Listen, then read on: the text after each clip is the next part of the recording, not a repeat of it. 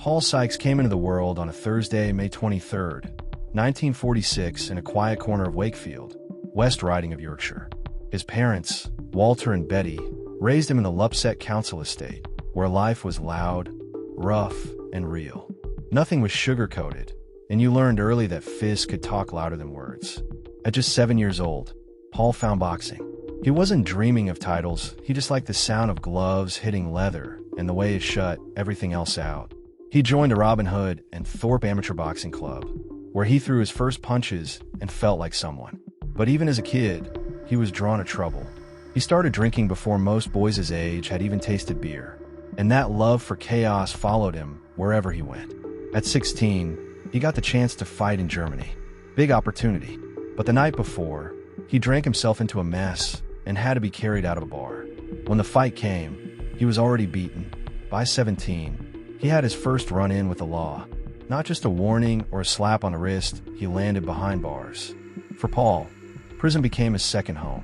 In 1971, while locked up again, he started sparring with Roger Ty, a tough boxer who gave Paul a glimpse of what could have been. Then came HMP Walton. 5 years. But something unusual happened inside those walls. A local magistrate noticed him. Noticed that he could fight. Not like some street brawler, but like someone who had real hands. He got Paul into the Maple Leaf Amateur Boxing Club in Bootle. That meant something. It meant he was allowed out, temporarily, to fight for the Northwestern Counties team in 1973. He nearly made it. Almost became an ABA heavyweight champion. But in the semifinals, Garfield McEwen stood in his way and beat him. That was the end of that dream. When Paul walked out of prison in 1973, he didn't come out swinging. He didn't talk about comeback fights or titles. He took a job as a lifeguard on Blackpool Beach. Just a man in a chair, watching waves roll in, probably thinking about all the punches he'd thrown and the ones he hadn't. Prison didn't fix Paul Sykes. It just gave him more time to stew in his thoughts. When he wasn't behind bars, he was usually in a pub, or in trouble, or both. The drinking never stopped. His mind, already crowded with noise, got darker. Some days he stole. Some days he fought. Sometimes it was a scuffle. Sometimes it was something worse. But through all the wreckage, there was one thing that always stuck with the boxing. It was the one thing he hadn't completely ruined yet. He tried to go pro in 1973, but nobody was rushing to hand a license to a man fresh out of jail. The boxing board told him to wait. So he did. He waited, served more time, and when he came out again in 1977, he tried one more time. This time, they gave him the green light, but only after making him wait 6 more months, probably to see if he'd blow up again. In February 1978, Paul Sykes finally stepped into a ring as a professional. He didn't waste time. First round, his opponent, Keith Steve Johnson, couldn't continue. That was it. One fight, one win. His second fight was a title shot for the Central Area Heavyweight belt. That's when things started to show. The anger, the chaos. Sykes lost the fight not because he was outboxed, but because he was disqualified for ramming his head in a Neil Malpass in the 7th round. Deliberately. That's what the ref said. It didn't stop him. He came back, beat Tommy Keeley, beat Neville Meade. Then, in July, he got a second crack at Malpass. This time it was close. Brutal even, but it ended in a draw. Then came fight number 6. A fight that changed everything. His opponent was an American named David Wilson.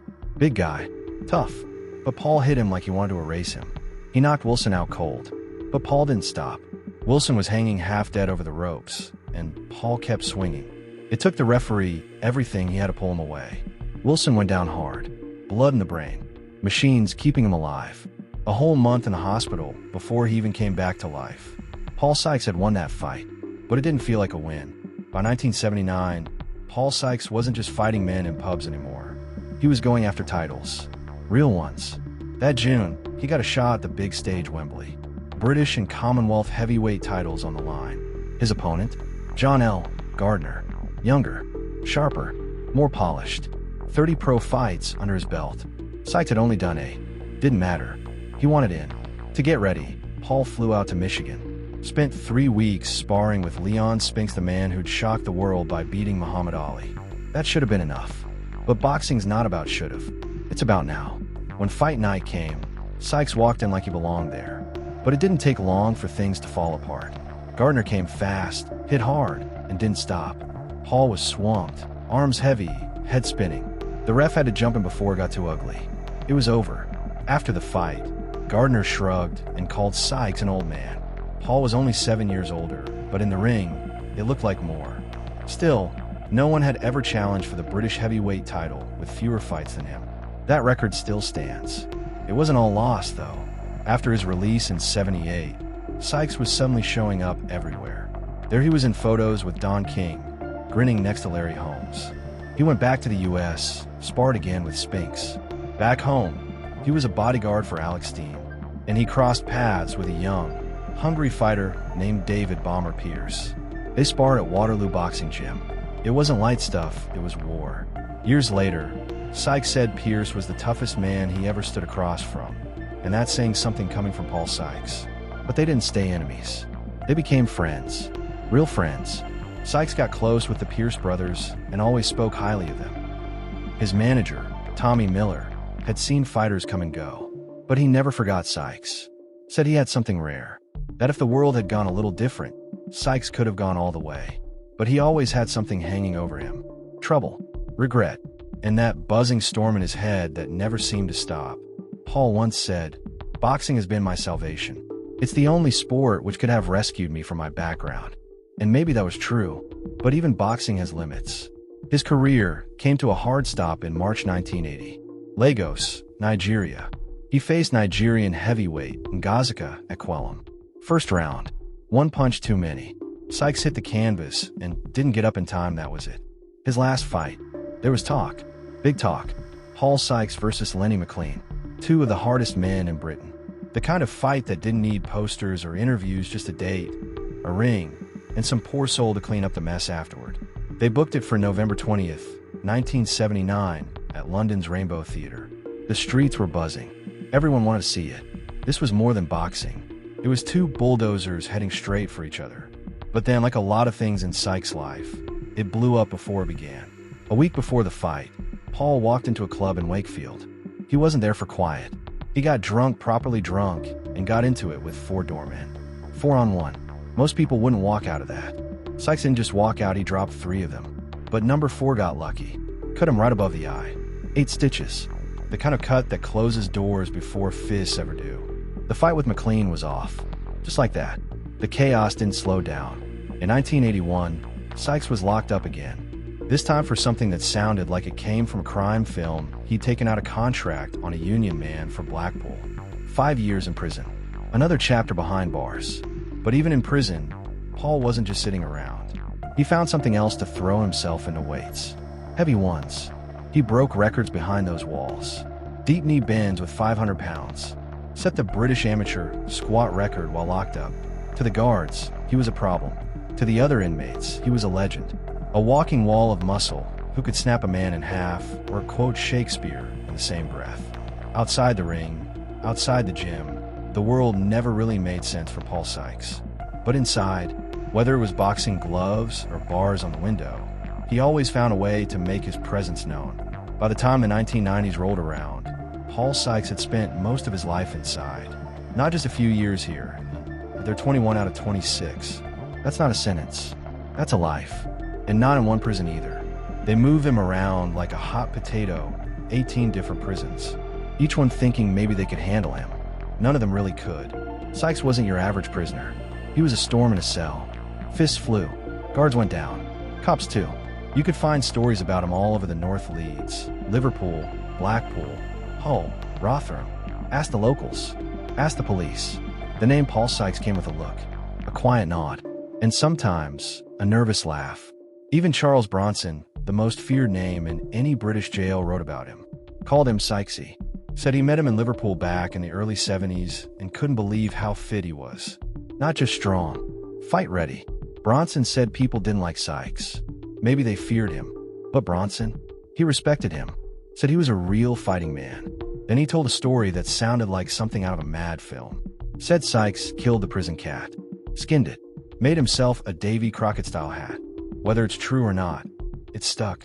People talked about that hat more than some of his fights. But here's the twist: Sykes wasn't just breaking bones. He was also hitting the books. While locked up, He earned a degree in physical sciences from the Open University. That's right, the same hands that broke jaws turned pages. He even wrote a book, Sweet Agony. It wasn't some throwaway prison diary. It won the Arthur Koestler Award, a big deal in prison writing. For a man known for chaos, that book showed something else. A mind that saw things clearly even if the world around him never did. Paul Sykes was violent, yes, but he was also sharp. Strange mix. A man who could floor you with a punch or a sentence. People either feared him, hated him, or respected him, but nobody forgot him. Paul Sykes walked out of HM Prison Hall in 1990 like a man with a second wind and a camera crew behind him. Roger Greenwood, a TV producer, saw something in him. Not just the fists, not just the stories, but the way he carried himself. Smart, sharp, dangerous, yes, but also strange, unpredictable, like a walking riddle. Greenwood stuck a lens on him and filmed Paul Sykes at large. It wasn't just a show. It was a glimpse into what happens when a man like that is let loose in the real world. And Sykes didn't waste time. He started a business. Sort of. Called it the Last Resort Debt Collecting Agency. The name said it all. If someone owed you money and wouldn't pay, you called Sykes. He'd knock, ask once, then make sure they never forgot the second time. His slogan? Threatenergram's a speciality. That wasn't a joke. That was the business card. One local businessman, Dennis Flint, actually funded the whole thing, sent Sykes to Spain to collect unpaid debts, and helped him publish his book Sweet Agony. Most debt collectors send letters. Paul Sykes sent fear. But the drink, always the drink, followed him like a shadow. It didn't take long for things to slide. By 2000, Wakefield Council had had enough. He was banned from the city center. 2-year ASBO. Couldn't walk into town. Couldn't go for a pint. Couldn't even shout at a lamppost without getting picked up. But Paul being Paul, he broke anyway. In 2003, he made an appointment with an optician right there in Wakefield. That was it. Violation. Police picked him up. But even then, they let him walk. Released on his own word. Like they knew jail wouldn't fix anything this time. Maybe nothing would. He was slipping now. The punches were in the past. The crowds were gone. What was left was just Paul and the bottle. Paul Sykes left behind more than just bruises and broken noses. He left behind 2 sons, and their stories were no better than his. His son, Paul Leighton Sykes, stabbed a man to death in Lupset. June 2004. A knife. A sudden attack. Michael Gallagher didn't stand a chance. Just like that, another life ended, and another Sykes was put away for good. For years later, it happened again. Michael Sharp, another son of Sykes, walked into a house on Denbydale Road with a plan to rob it. It all went wrong.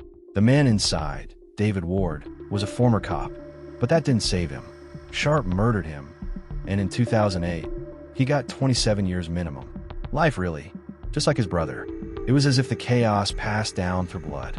By then, Paul Sykes was already gone. He died on March 7th, 2007, at Penderfield's Hospital in Wakefield. Pneumonia and liver damage. Years of drink had done what no man could, taken him down for good. They wrote author, retired, on his death certificate. A strange kind of ending for a man better known for fists than for pages. But it was true. Sweet Agony was his. His story, in his own words. They held the service at Wakefield Baptist Church. He'd gone there often, maybe looking for peace, maybe just somewhere to sit that wasn't a cell. He was buried at Alverthorpe Cemetery, back in the dirt of the same town he'd walked, fought, and shouted through his whole life. Some people call Paul Sykes a monster. Others call him a genius. A few call him a victim of his own mind. Maybe he was all of those things. But one thing's for sure, nobody forgets him. That was Paul Sykes. A fighter, a prisoner, a father, a man full of fire who never found a way to put it out. He chased trouble, and trouble chased him right back. He had the strength to break bones and the brain to earn a degree behind bars. But in the end, none of it saved him. His story wasn't clean. It wasn't heroic, but it was real, messy, brutal, and impossible to ignore. And maybe that's why people still talk about him. Not because he was good, not because he was bad, but because he was something else altogether. Thanks for watching. If you made it this far, you'll understand Paul Sykes wasn't just a name. He was a storm, and storms never leave quietly.